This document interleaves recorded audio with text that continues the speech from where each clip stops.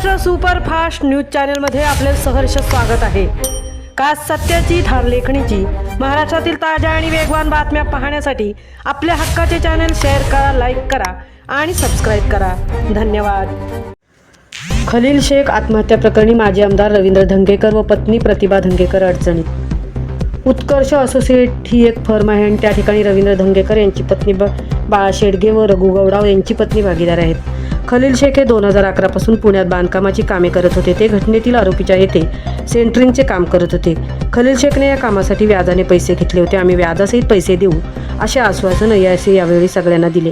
मात्र यापैकी कोणीही पैसे न दिल्याने खलील शेख तणावात होते। त्यांनी ज्या इमारतीमध्ये आत्महत्या केली त्या बाहेरच्या बाजूला एक चिठ्ठी हस्तगत करण्यात आली। आणखीन एक चिठ्ठी त्यांच्या खिशात सापडली होती। पोलिसांनी ही सदरची चिठ्ठी पाहिली आणि त्यानंतर खलील शेख यांचा मृतदेह ससून रुग्णालयात पाठवण्यात आला। त्यानंतर काल संध्याकाळी खलील शेख यांच्या पत्नीने केलेल्या तक्रारीनुसार 14 जणांविरुद्ध फिर्याद नोंदवून घेण्यात आल्याची माहिती पोलीस उपायुक्त मिलिंद मोहिते यांनी दिली आहे। रवींद्र धंगेकर आणि प्रतिभा धंगेकर हे सध्या अज्ञातस्थळी असून त्यांनी दोघांनी अटकपूर्व जामीन अर्ज मिळवण्यासाठी न्यायालयात अर्ज दाखल केला आहे।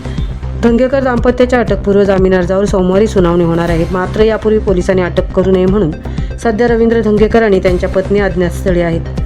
दुसरीकडे धंगेकरांच्या शोधासाठी पुणे पोलिसांची पथके रवाना करण्यात आली आहेत। बांधकाम व्यावसायिक खलील शेख यांनी व्हिडिओ तयार करून गळफास घेत आत्महत्या केली होती। यामध्ये त्यांनी रवींद्र धंगेकर यांच्या पत्नी प्रतिभा धंगेकर, मनसेचे माजी नगरसेवक बाळा शेडगे यांच्या पत्नी वर्षा शेडगे यांच्यासह अनेकांना आपल्या मृत्यूसाठी जबाबदार धरले होते।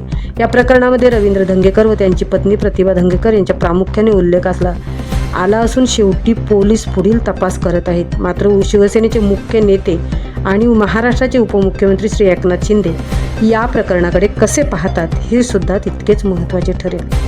महाराष्ट्र सुपरफास्टसाठी वैभव गायकवाड, सहतृप्ती होईल कर्जत।